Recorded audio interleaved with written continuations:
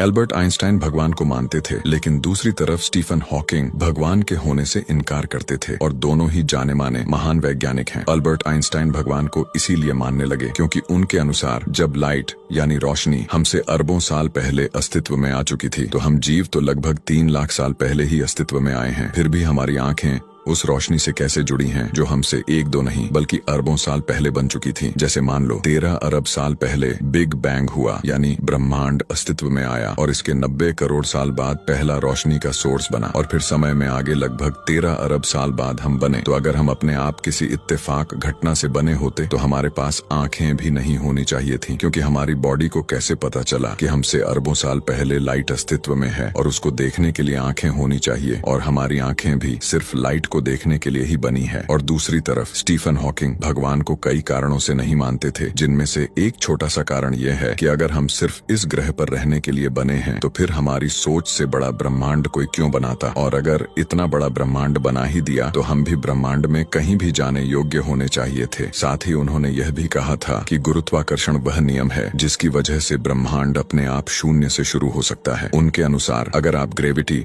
यानी गुरुत्वाकर्षण को अच्छे से समझ जाते हैं तो आप भी जान जाओगे कि यह ब्रह्मांड खुद कैसे बन और चल सकता है। अगर आपको भी प्लैनेट और सौरमंडल में इंटरेस्ट है तो हमें फॉलो करना मत भूलिए।